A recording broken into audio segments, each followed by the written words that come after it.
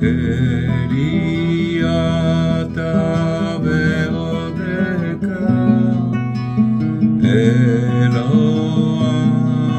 aromemeka Eliata ve'odeka Eloai aromemeka Eliata ve'odeka Eloai aromemeka Eliata ve'odeka Eloai aromemeka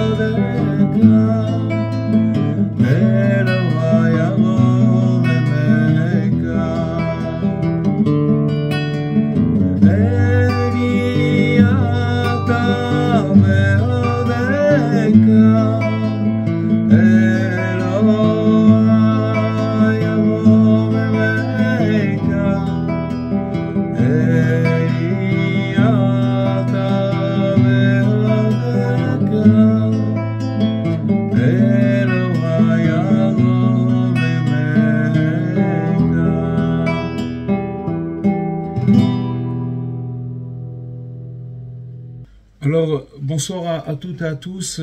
Avec l'aide de Dieu et votre permission, on va continuer dans la correspondance que on avait la semaine dernière. On avait fait une première lettre que Rabbi Israël il a eu avec le président de l'État d'Israël, pardon, qui à l'époque s'appelait Zalman Shazar. Donc c'est une lettre qui a été écrite en printemps 1959 et elle a été écrite à Tibériade. Alors Rabbi Israël il commence sa lettre en disant à mon ami fidèle, doté d'une âme très élevée, que la paix et la délivrance soient sur vous. Alors il nous dit, Rabbi Israël, que le Saint bénisse. Il faut dire une chose, chers amis, c'est que toutes ces lettres-là, comme les élèves de Rabbi Nachman, si vous voulez, ces lettres, ça a l'air d'être un peu écrit d'une façon, pas romancée, mais je veux dire arrangée comme ça, parce que c'est écrit d'une très belle manière. Mais il faut savoir que ça suit les enseignements de Rabbi Nachman. Ça veut dire que ces lettres, elles peuvent être prises mot pour mot, parce que les élèves de Rabbi Nachman, ils changent pas une virgule des enseignements de leur maître, de Rabbi Nachman. Et donc, si vous voulez, on retrouve à travers, si vous voulez, entre les lignes, les enseignements de Rabbi Nachman, ça c'est une chose. Mais, par exemple, les lettres de Rabbi Nathan, on l'avait déjà dit, si vous voulez, elle s'adresse à son fils et elle nous donne beaucoup de force. Mais plus on descend dans les générations, plus, si vous voulez, le message, il est encore plus fort. Si vous voulez, il est dit d'une manière encore plus flagrante et plus forte, et ça nous touche encore d'une manière plus forte. Donc, c'était quelque chose qu'il fallait dire. Alors, il dit comme ça que le Saint béni soit-il, Dieu, il nourrit sans cesse des pensées pour ne pas perdre ses brebis égarées. Donc, ce que fait Dieu à chaque instant, il réfléchit, il pense, et tout son occupation, c'est de nourrir des pensées pour rattraper des brebis, des âmes qui ont été égarées. Or, parfois, il faut savoir que l'homme, il chute gravement. C'est-à-dire qu'il arrive très loin de la Torah et il se trouve à un niveau extrêmement bas et faible. C'est-à-dire qu'il arrive dans des zones où, si vous voulez, il a un comportement, il chute complètement, et donc, par rapport à ça, il est éloigné, si vous voulez, de la Torah. Et il faut autant dire que les forces de l'impureté, qui sont dénommées également ces forces de l'impureté, en hébreu ça s'appelle sitra chara, c'est-à-dire l'autre côté, c'est-à-dire c'est le côté impur, il déferle sur cette personne d'une manière agressive et il l'encercle tout à fait hermétiquement, ça veut dire qu'il le laisse pas sortir du problème et il aspire à l'avaler complètement. Ça, c'est les forces négatives, les forces du mal, que quand une personne, elle chute, alors elle est encerclée par ces forces du mal et ces forces ne le laissent pas sortir de là-bas, et plus que ça, elle aspire à avaler la personne complètement. À Dieu ne plaise. Il dit, Rabbi Israël, il dit à Dieu ne plaise, il faut le dire doublement, parce que c'est quelque chose de difficile.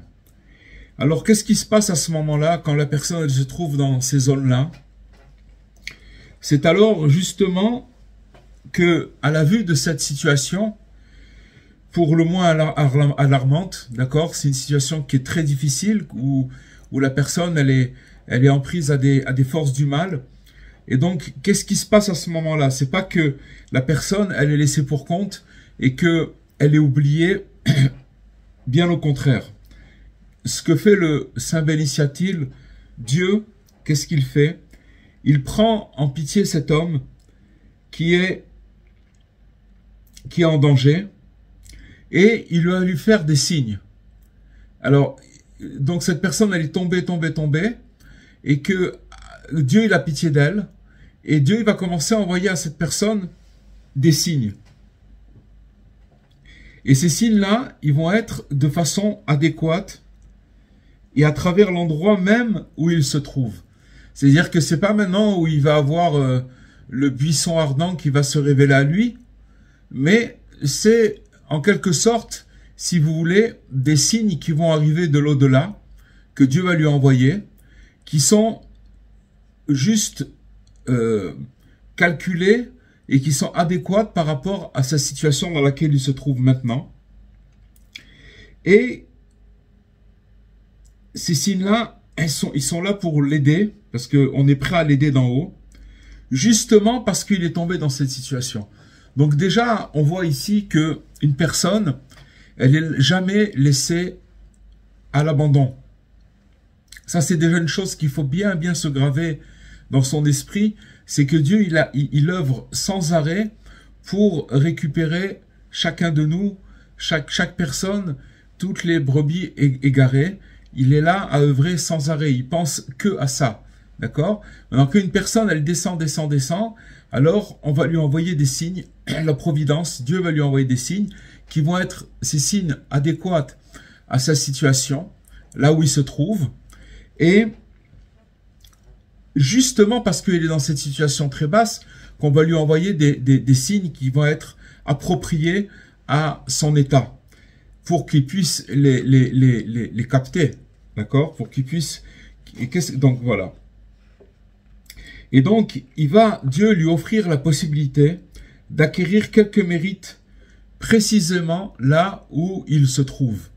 Maintenant, il est dans une situation difficile, et Dieu, il va arranger la situation pour lui procurer la possibilité de se procurer des mérites. Il va lui envoyer une perche en quelque sorte. Ça va être par des allusions, des choses qui vont se passer autour de lui, où il va se présenter à lui une possibilité de faire quelque chose, encore une fois, à son niveau. D'accord? On va pas lui envoyer quelque chose inaccessible, impossible par rapport au niveau où il est. Donc, si vous voulez, Dieu, il descend jusqu'à son niveau pour pouvoir lui envoyer cette perche. Et bien qu'il soit très très loin de Dieu.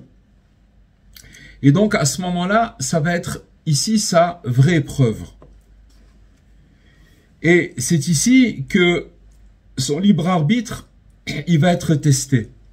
Parce que, vous savez, comme il a donné plusieurs fois cet exemple, le Rav Besançon, que Dieu lui envoie la santé, il lui a...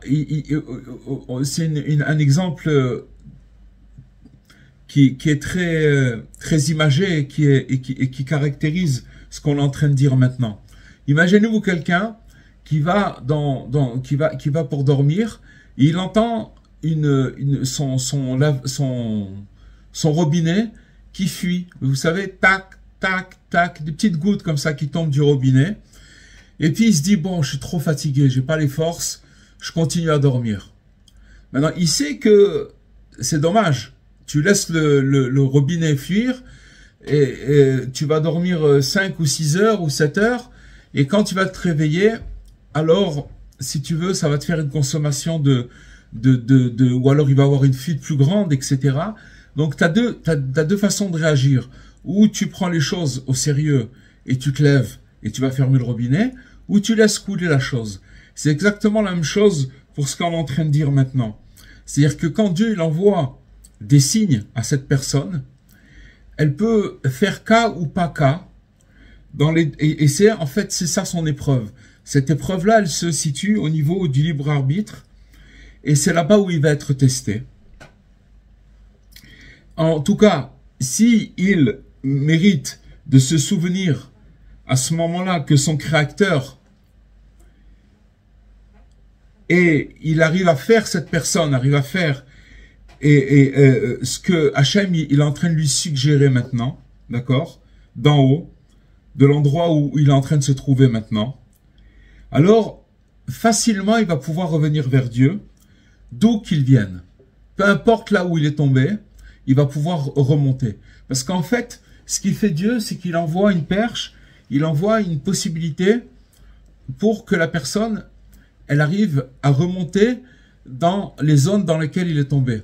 Maintenant, il est tombé dans un endroit où il est complètement coincé, où il peut pas, où il a des forces négatives qui vont pas le laisser. Mais Dieu, il a pitié de ça, alors il lui envoie des allusions, il lui envoie des signes. Ça peut être, je sais pas, n'importe quoi. Ça peut être quelque chose en général. Où elle est l'épreuve, c'est qu'il se dit quoi? Maintenant, je vais faire telle chose, cette petite action qui en vérité est à sa portée. Cette action, elle est à sa portée. Mais seulement il se dit, mais quoi, que ça va changer quoi dans mon quotidien? Ça va changer quoi dans ma vie? Donc, à cause de ça, si vous voulez, il commence même pas. Et c'est là son test. C'est là, si vous voulez, où il va être mis à l'épreuve.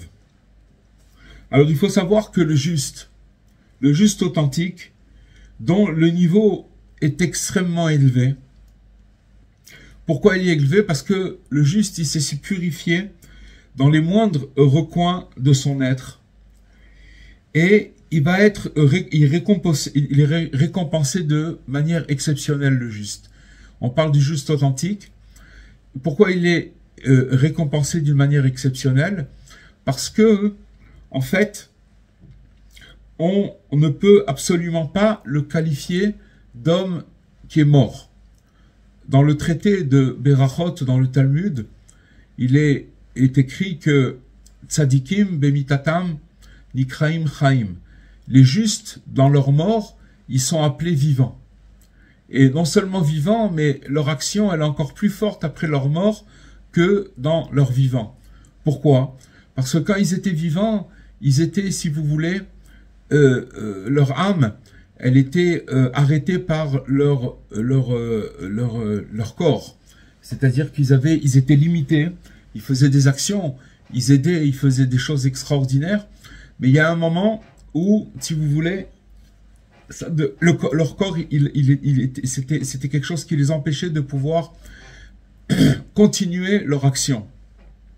Quand ils ont quitté leur corps, alors leur âme, elle a continué et elle continue à œuvrer.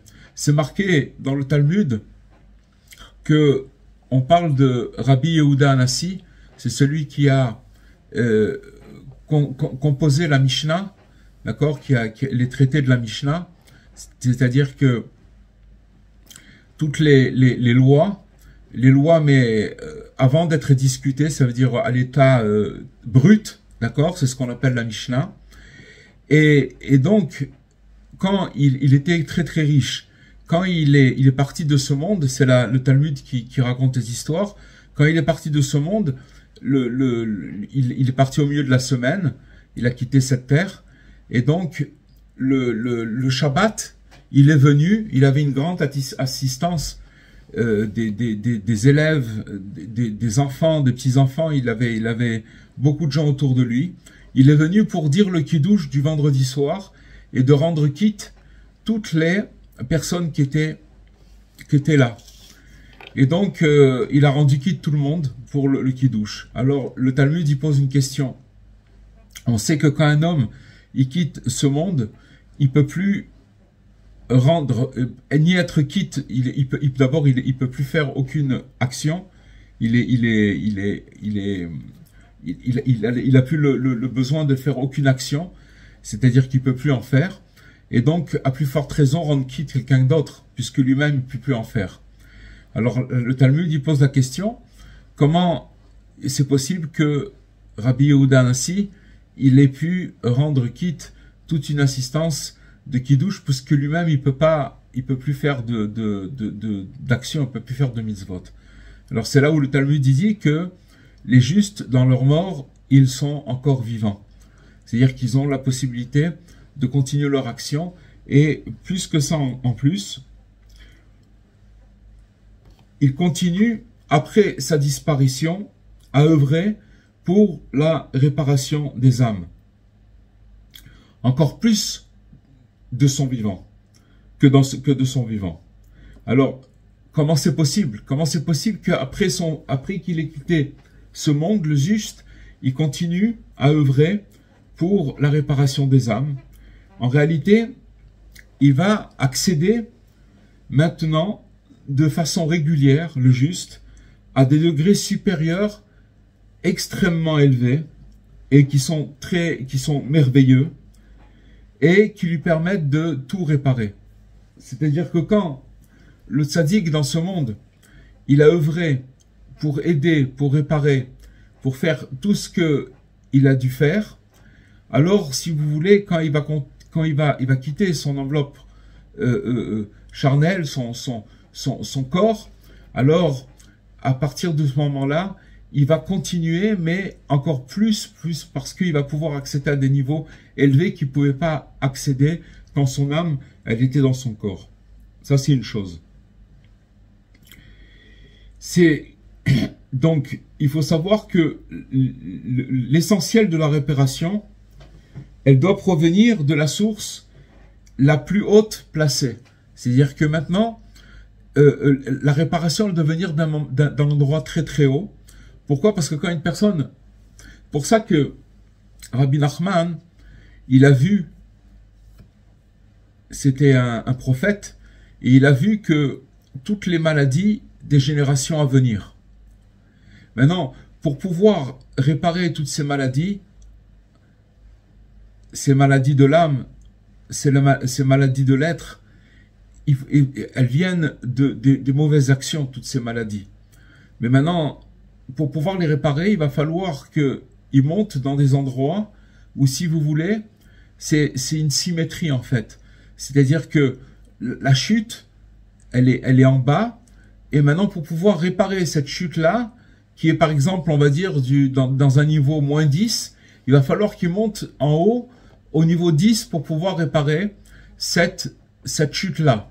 Et à chaque fois, il va être obligé, plus la génération elle descend, plus il va être obligé de monter dans des endroits où il va amener des nouvelles réparations pour donner la possibilité de tout réparer. Et donc, c'est pour ça qu'on comprend mieux le verset qui dit que de loin, Dieu se manifeste à moi. C'est marqué aussi, Mimechak tavi lachma, c'est-à-dire que quand on parle du moyen de subsistance, quand on parle du pain que Dieu il doit amener à chacun, alors que c'est marqué que d'un endroit très distant, il apporta son pain. C'est-à-dire que Dieu, il amène cette chose-là, le pain et sa présence, il l'amène d'un endroit très, très, très, très éloigné, très loin, et qui vient jusqu'à chez nous. Et en fait, on pourrait faire une parenthèse en parlant des lumières de Hanouka, où on est dans la 4e bougie de Hanouka ce soir, qu'en vérité, il faut savoir que la lumière de Hanouka, c'est une bougie, si vous voulez, c'est une lumière qui s'est marqué dans le livre que Dieu, il a caché une lumière quand il a créé le monde. Et c'est ce qui s'appelle Or Haganouz, c'est la lumière cachée. Et Dieu, il a caché cette lumière-là. Et il va la dévoiler pour les tzadikim dans les temps futurs. C'est une lumière que on n'a pas accès à cette lumière, mais que les tzadikim, il l'a gardée pour cette lumière-là pour les tzadikim. Maintenant, quand il vient Hanouka, on voit que, on a parlé tout à l'heure, que Dieu, il envoie, quand une personne elle a chuté, il envoie des signes. En vérité, il fait émaner cette lumière cachée, et il la fait descendre à la personne pour que la personne, elle puisse avoir la possibilité de remonter. Puisque on a dit qu'au début de cette lettre, que Dieu, il nourrit sans cesse des pensées pour rattraper toutes les brebis égarées. Donc on peut dire que cette lumière qui vient de très très loin, c'est la lumière cachée, le Or Haganouz, et qui se révèle une fois par an. Dans les bougies de Hanouka, elle est aussi dans les bougies de Shabbat. C'est quelque chose de très très discret, mais de éminemment puissant. C'est réparateur, ça guérit de tous les maux. Et dans les lumières de Hanouka, il y a cette lumière-là. Et donc, c'est de ça qu'on parle ce soir. Donc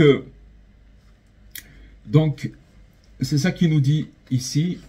Qu'est-ce qui fait le tzaddik?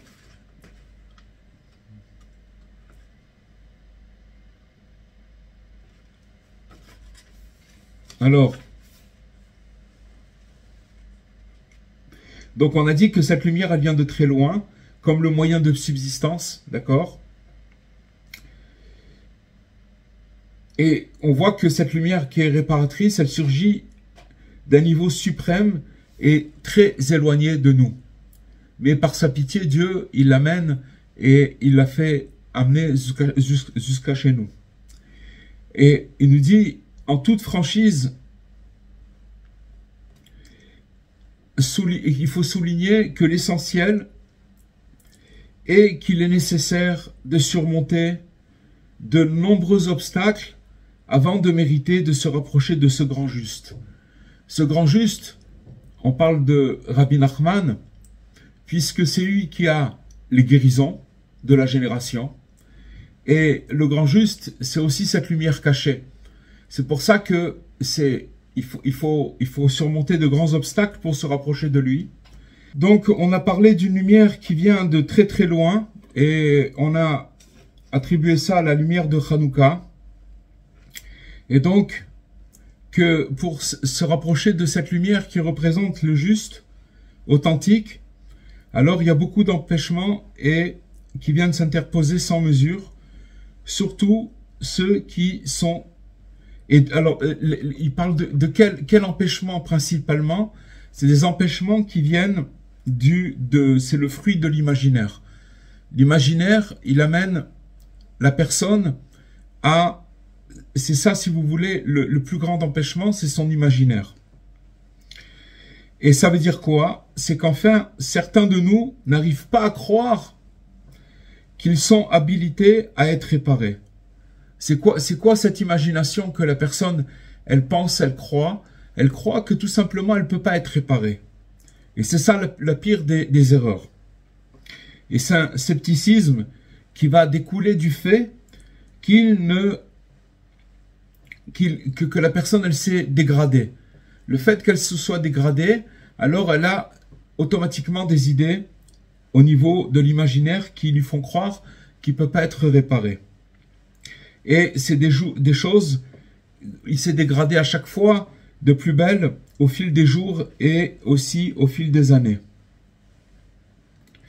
Maintenant, des fois, ces personnes-là, elles reconnaissent être les seules responsables de leur état.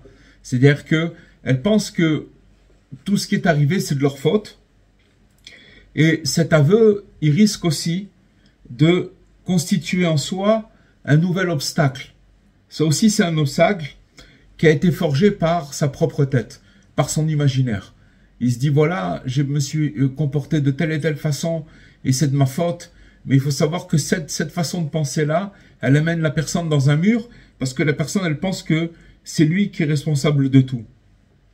Et c'est quoi cet obstacle-là? En fait, c'est un obstacle qui consiste à ne pas voir et avoir foi dans la grande des bontés divines, de la bonté divine, qui, en vérité, la bonté divine, elle fait jamais défaut et elle ne tarit jamais. Elle se renouvelle à chaque instant. À chaque instant, elle se renouvelle. Ça s'arrête jamais une seule seconde. Dieu, il se renouvelle et il envoie toujours des bontés à chaque instant. Le problème, c'est du côté de la personne. La personne qui, elle croit que cette fois-ci, comme il s'est comporté de telle et telle manière, donc c'est impossible que maintenant il va pouvoir réparer. Alors que maintenant, il faut savoir que maintenant, il y a déjà sa réparation, même s'il est tombé là où il est tombé. Pourquoi? Parce que grâce au tzaddik, il va lui amener une nouvelle réparation qui corresponde à sa chute. Et aussi, il y a encore un autre obstacle qui consiste également à ne pas croire dans la grandeur du juste authentique, qui lui, il est capable d'attirer des merveilles et des nouvelles bontés à chaque fois, comme on a expliqué tout à l'heure. C'est-à-dire que le juste authentique, il continue à œuvrer. C'est pas quelque chose qui a vécu, une personne qui a vécu il y a 200 ans et c'est terminé. Il continue à œuvrer et à réparer les âmes.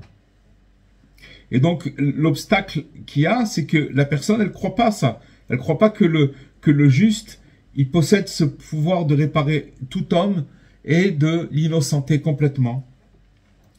Et donc, à condition, cependant, que cette personne, comment la personne, elle peut être innocentée et être réparée, ça dépend du fait que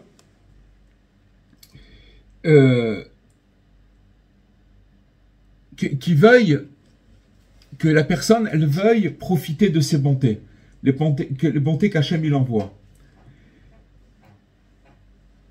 Et dans le champ d'action du tzaddik, il faut savoir que il englobe tous ceux qui sont tombés, sans exception. Et donc, il pose la question comme ça, il dit que qui sait dans ce monde qui occupe de loin la plus grande part dans l'avènement de la gloire céleste? Qui c'est qui prend part à cette gloire de la gloire céleste, dans l'avènement de la gloire céleste? Ce n'est autre que le juste qui parvient, lui, qui a le degré de pouvoir innocenter les gens, les foules, et œuvre pour le rapprochement des éloignés, afin de les ramener à leur Créateur. Voilà à quoi il s'attelle le tzaddik. Mais il faut savoir que l'honneur du Saint béni soit-il, il va se retrouver rehaussé. Dieu, il va être encore plus grand et grandi dans le monde, surtout lorsque reviennent à lui des créatures qui étaient très éloignées de lui. On avait déjà ça expliqué, c'est que plus une personne elle est éloignée, quand elle fait un processus de retour, alors la gloire d'Hachem, elle est encore plus grande. Pourquoi? Parce que la personne, elle va amener la présence d'Hachem dans cet endroit où elle était. Et donc la grandeur d'Hachem va être encore plus grande que parce qu'elle est descendue, si vous voulez, il va faire remonter avec lui des trésors extraordinaires. C'est pourquoi il est du devoir de chacun de ne pas nous ménager, pas ménager nos efforts afin de rapprocher ceux qui sont loin de Dieu. Et de son côté, l'homme perplexe doit bien se garder de dire, alors il se pose une question, la personne, elle se pose une question. C'est quoi? Comment quelqu'un comme moi peut-il retrouver le droit chemin? Comment c'est possible que je revienne vers Dieu, moi? Je me suis complètement égaré à force de mal me comporter. Donc la personne, parce que elle s'est éloignée, alors elle ne croit pas que c'est possible. Elle voit pas la possibilité de revenir. Elle n'arrive pas à comprendre comment c'est possible. Et en fait, au contraire, il nous dit que plus il est loin de Dieu, plus il va contribuer à élever la gloire de Dieu lorsqu'il va s'efforcer de revenir vers lui. Parce que c'est ça l'essentiel. Et il nous dit que c'est ça essentiellement, que c'est ce genre de pierres précieuses, c'est-à-dire des personnes comme lui qui sont recherchées pour sertir la couronne du roi. En vérité, il y a la couronne de Dieu, et c'est ce genre de diamants, de gens qui se sont tellement éloignés, si vous voulez, que ce sont ces diamants-là qu'on recherche d'une manière très très forte pour pouvoir sertir la couronne d'Hachem de Dieu. Alors voilà, il termine la lettre comme ça à Israël. Cher ami, il lui dit comme ça à Zalman Shazar. Il dit, cher ami, comme vous le constatez en lisant cette lettre, j'ai recopié et compilé quelques paroles de notre maître. Il me reste à vous assurer de mes prières quotidiennes qui appellent sur vous constamment de tout cœur et avec abnégation le bien et la paix. Je souhaite être exaucé pour vous ainsi que pour les vôtres. Voilà, c'est une très très belle lettre où dedans il y a des grands secrets et des choses qui sont primordiales à connaître, à savoir. Voilà, je vais mettre le micro. Je vois que voilà.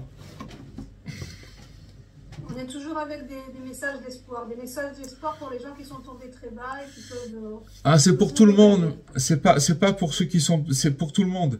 On est très bas. On est très bas. C'est pas seulement pour ceux qui sont tombés très bas. Si par exemple vous voyez les prières de Rabbi Nathan dans l'Écoutet et le Philote, et vous voyez comment il parle, vous vous dites mais c'est pas possible, qui c'est qui est en train de parler? Alors que c'est Rabbi Nathan qui parle, mais à tous les niveaux, la chute elle est grande. Peu importe où la personne, que ce soit une personne qui est très élevée, qui est descendue, pour lui c'est une chute, et cette chute-là, elle peut être la chute la plus basse qui existe aussi. C'est à tous les niveaux, c'est la même chose. Donc il faut savoir que ce qu'on est en train de dire, c'est pas seulement pour une personne qui tombe, c'est pour tout le monde. C'est ce même message-là qui est primordial. Il est... D'accord. Oui, c'est pour tout le monde, à tout moment. Voilà. Pas grave. Pourquoi vous dites juste authentique? Si c'est injuste, il n'est pas authentique? Ah, c'est une bonne question, ça. Ça s'appelle Tzadik Haemet. Tzadik Haemet, le juste authentique, ça veut dire comme ça. C'est que, je vais vous donner une image et vous allez peut-être mieux comprendre comme ça. C'est comme vous prenez, par exemple, un arbre. Un arbre, il a un tronc. Après, de ce tronc, il sort des branches. De ces branches, il sort encore d'autres branches. Et encore d'autres branches. Et après, il sort des feuilles. Après, il sort des fleurs ou des fruits. Vous comprenez? Ça veut dire, tout, si vous voulez, quand on parle du juste authentique, c'est on parle du tronc, de la fondation. De ce qui tient toute l'humanité et qui tient tous les justes en même temps, qui sont autour. Ça veut dire que maintenant, la branche, ça veut pas dire que c'est quelque chose de pas vrai. C'est aussi par rapport au tronc, mais si vous voulez, le tronc, c'est lui qui donne toute la force. Donc, le juste authentique, c'est le juste par excellence, qui, lui, il va amener toutes les réparations, et c'est lui qui est préposé dans la génération, jusqu'à Mashiach, à amener les réparations des maladies celui qui amène la guérison de ces maladies, c'est lui le juste authentique. Vous comprenez? Et donc, c'est ça le juste authentique. Bien sûr, on parle de Rabbi Nachman, puisque lui, il a dit, de moi jusqu'à Mashiach, il n'y aura pas de nouveauté. C'est-à-dire que, maintenant, ça ne veut pas dire qu'il n'y a pas d'autres tzadikim, mais quand on parle du juste authentique, c'est quelque chose de, voilà, c'est le juste, par excellence. Ça veut dire juste de vérité. C'est le juste de vérité.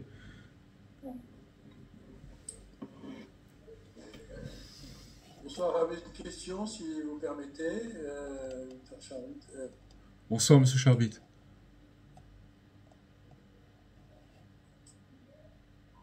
On n'entend pas.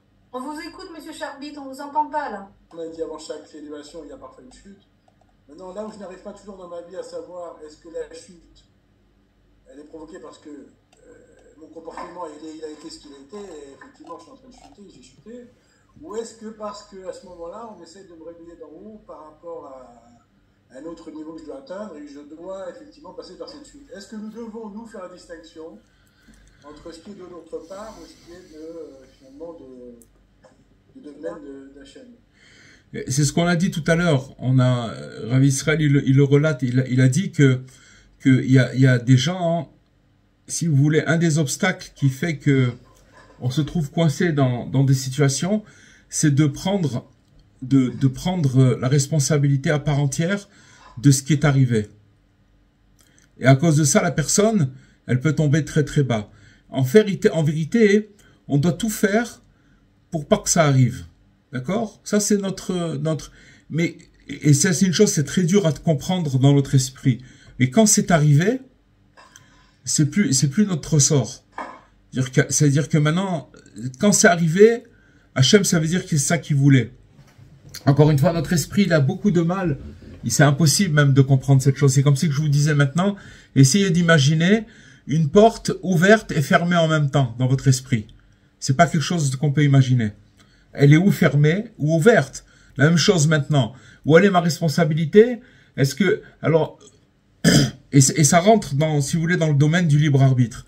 C'est-à-dire que, pour ça qu'il dit qu'il faut faire attention que quand une personne, elle a chuté, de pas commencer à prendre sur elle, si vous voulez, tout le poids.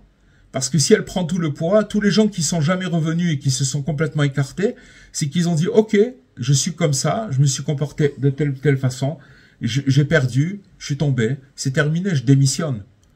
Et et c'est la démission, c'est terminé.